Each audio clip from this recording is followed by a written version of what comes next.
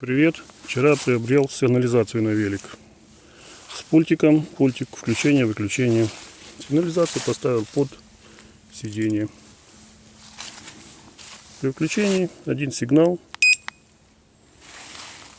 Если кто-то зацепил, начинает включать. Отключил.